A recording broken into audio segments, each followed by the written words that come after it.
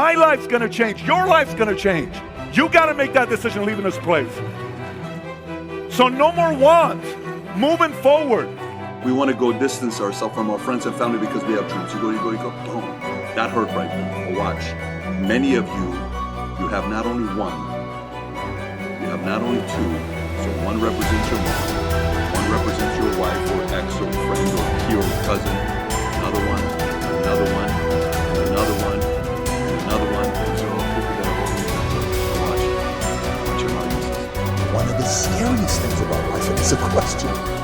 The scary question can shake a soul up because no one's asked that question. So for me, the transition for somebody to want to change it and get clarity is actually asking questions. This hand represents you. This hand represents your friends and family. This is you saying, I want to go do something big with you. You go, but your friends are like, wait, come back down here. What are you doing? Come back. No, mom, dad, I'm so sick and tired of being broke. Son, come back down here. We're not special, just regular. You think you're going to be a millionaire one day? And you keep going. Eventually, when you try to go, the tension gets hard. It's so difficult to break away because if you do, it's going to snap. So this is you and I. We want to go distance ourselves from our friends and family because we have dreams. You go, boom. That hurt right there. But watch. Many of you have not only one, you have not only two. So one represents your mom, one represents your wife or ex or friend or peer or cousin, another one, and another one, and another one, and another one. These are all people that are holding you back. Now watch how hard this is. I want to go. You can't, right? It's a very strong power that they have on you and they hold you back. But if one by one, you show that you want to go out there and win big, eventually they're going to realize how serious you are. Here's the difference between will and want. Go to you. How many adults use the following sentence? I want to have a big house. No one cares. I want to be rich so I can retire my parents. Weak word. I want to be pampered for the rest of my life. No one cares. I want a nice car. Who cares? I want to have a house in the corner lot. Want has zero weight behind it. Starts with the same letter, same amount of words, 4 letters, same amount of letters, 4. One has power, the other has no power. 2001 would make me how old? 22 years old. I'm broke. You have no idea how broke I am. The camera goes on me, and here's what this crazy 21, 22-year-old kid says. You can play this video. Mark my words, by the time this year is over, next year will get at least 6 figure or more, and anybody that comes from my team will get close to 6 figures or more. 22 years old, I said that, right? You know when I walked away, what happened after I said that? I lost everything. That's what's crazy. I'm sitting there, I'm going through all this stuff. My friends invite me to this club in Burbank, and my friend Armin, he comes up to me. He says, hey, where's the 6 figures? Where's the millions, Pat? All the friends are looking at me. It's a joke. There's the dreamer. Where's the millions, Pat? Where's the millions, Pat? That's why you're afraid to say, I feel. I read a quote the other day by Denzel. Your own family will talk shit about you when you're in the process of breaking all the generational curses. This ain't for the weak. This ain't for the weak. Some of you guys got some generational curses that you haven't broken yet. Let's address some of the generational curses. What are some of them? Drugs, gambling, alcohol, weed, abuse, poverty, fear of God, victimhood mentality. Every family has it. But eventually somebody has to change it. So for you, this whole word about will and want, what word are you using? Were you afraid to do the video? Why are you afraid of the video? Because God forbid if you go on social media and you say, mark my word, my family will become financially free, and you post that, and you don't, then you delete it, but your friends and family sees it and they laugh at you. You're afraid of being laughed at. So you play safe. You play safe. You don't want to go to these gatherings. I guarantee you the world's going to know your last name. The world's going to know what you did with his family. And by the way, I didn't say this when I was a millionaire. I said this when I was making $50 a year. It doesn't matter if I say it today. No one cares What matters is when I said it when I was 22, when I was a nobody. I didn't have a follower on social media. There was no valuetainment. I didn't have $100 in my account. Nothing at that time. Going back to you. Last night I told you, George put this entire meeting together for who? You. And only you. Yes, say it again.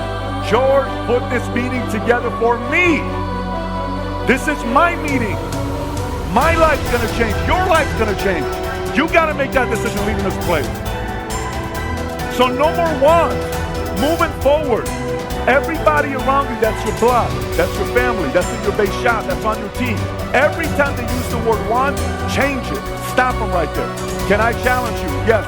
Let's change that word to will. Change it to will. I will. We will. We will. I will. It's a powerful word. In life, I've lost many, many times. Let me tell you, many times. I've had girlfriends break up with me. I've had companies tell me they don't want to do business with me. I've had an employee tell me they don't want to be with me. I've had salespeople that have quit on me. I've had so many people that I've had losses with. I've competed against people that are inferior than me, and I lost to them because they had better work ethic than me. And I thought because I had some talent at the time I was going to beat him. No way in the world. That guy worked harder than me. And I've also competed against guys that were superior than me, and I worked my butt off, and I still lost. I still lost with the guy that was ahead of me. What happened there? I worked my ass off and I still lost. Yes, that also happens. It's called a loss. It hurts. It's embarrassing. You come home. Your wife or your girlfriend wants to make you feel good, but you know you lost. And it doesn't feel good. Your peers are looking at you. Competitors are looking at you. The smirk that competitor is going to have when they give you a high five, where they shake their hand to kind of say good luck to you next time. You know that look still says that I beat you. That hurts. A girl breaks up with you. That hurts. But here's the kicker. Here's the kicker. In that moment, you will have a temptation. It's the biggest temptation in life. It's the most dangerous temptation in life. It's the most powerful temptation in life. Let me tell you what it is. In that moment, you will have the choice of either blaming something on the outside or taking full responsibility. That temptation is so subtle, no one knows it. No one knows it. I have led thousands of salespeople that I've worked with, and I've seen some of them keep growing. One guy went from 30 grand a year to 50 grand a year to 100 grand a year to 200, 300, 400, 500, 600, 700, $1 million a year income. Well, they have a lot of drama. Fast in 3 years. What happened to them? They never blamed. They always took responsibility. They never blamed. And I've had people that are 10 times more talented. Every 6 months, they have some kind of a subtle stop. You know why? Because they blame the different circumstances. Well, because of this, because it's this person's fault, that person's fault, this person's fault. Look, in life, it's going to be very easy for you to blame everybody. Very easy for you to blame everybody. But one day you'll sit down and people will say, how come you didn't make it bigger in life? You were very talented. What happened there? You can make up any BS and sell them, because typically people who are good at blaming other people are great salespeople. You can blame everybody else, but there's one person that's going to know that you didn't take responsibility, and that's you. That's a tough one to live with. One of the scariest things about life is a question. The scary question can shake a soul up because no one's asked that question for me. So for me, the transition for somebody to want to change it and get clarity is actually asking questions. If you don't ask the questions of what you want to do next, the world is going to put you in the box on what you have to do next, because they're determining who you need to be. And you are rising up to their expectations because you're not asking the questions yourself. So clarity to me stems from you being able to sit down and ask those tough questions that piss you off, that irritate you, that make you emotional, that you cry over, that you reflect, that makes you want to do research, that makes you follow up, that makes you sit down and say, I don't really know. I've never thought about this before. And that will. So clarity is stamped based on, like the way you answered the question to me, Tom, it was amazing. So do you have any kids? No, we made a decision a long time ago. We didn't want to have kids. The way you said it was like very nonchalant. Really, it was so like, yeah, that's what we did. Then I said, so tell me how you processed it. It's very obvious that was a very comfortable, certain decision with a lot of time. Very few people do it. And then you got clarity. And clarity gives confidence. So somebody looks at your eyes and you give the answer. There is no, looking away or uncomfortable or anything. But this is who you are. This is who this is. And that clarity takes more conversations you can have that together. I don't think enough people do that together. Success secret number 6. Develop a workaholic mentality. All All self-made millionaires work hard, hard, hard. They start earlier, they work harder, and they stay later. They develop a reputation for being amongst the hardest working people in their fields, and everybody knows it. Practice the 40-plus formula. This formula says that you work 40 hours per week for survival. Everything over 40 hours is for success. If you only work 40 hours, and the average work week today is closer to 35 hours, all you will ever do is survive. You'll never get ahead. You'll never be a big financial success. You'll never be highly respected and esteemed by your colleagues. You will always be mediocre if you just work the basic 40-hour week. But every hour over 40 is an investment in your future. In fact, you can tell where you're going to be in 5 years by looking at how many hours over 40 you put in every week. The average self-made millionaire in America today works 59 hours per week, and some of them work 70 and 80 hours per week. The average self-made millionaire in America works 6 days per week rather than 5, and works longer days as well. If you want to call a self-made millionaire, phone the office before normal working hours and after normal working hours. The self-made millionaire is usually there when the staff arrives, and is still there working when they leave. And here's the key. Work all the time you work. When you work, don't waste time. When you get in early, put your head down and get started immediately. When people want to talk to you, you excuse yourself and say, I have to get back to work. Don't drop off your dry cleaning, phone your friends, socialize with your coworkers, or read the newspaper. Work all the time you work. Resolve today to develop the reputation for being the hardest working person in your company. This will bring you to the attention of people who can help you faster than almost anything else you can do. It's so easy to go and look at what other people do badly.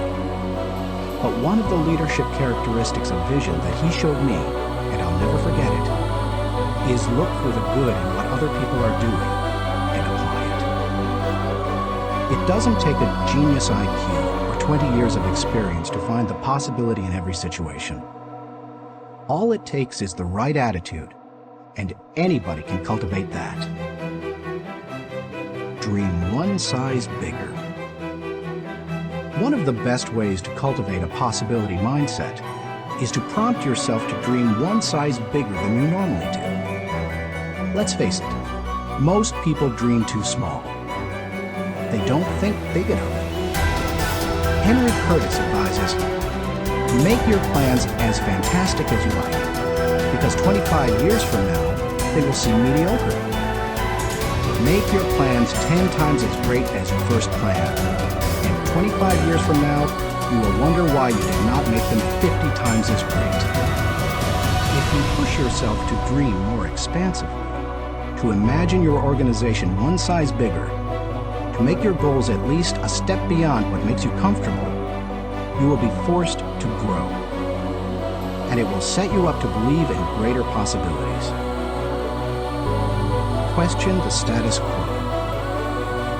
Most people want their lives to keep improving, yet they value peace and stability at the same time. People often forget that you can't improve and still stay the same. Growth means change. Change requires challenging the status quo. If you want greater possibilities, you can't settle for what you have now. When you become a possibility thinker, you will face many people who will want you to give up your dreams and embrace the status quo. Achievers refuse to accept the status quo. As you begin to explore greater possibilities for yourself, your organization, or your family, and others challenge you for it, take comfort in knowing that right now as you read this, other possibility thinkers across the country and around the world are thinking about curing cancer, developing new energy sources, feeding hungry people, and improving quality of life. They are challenging the status quo against the odds, and you should too.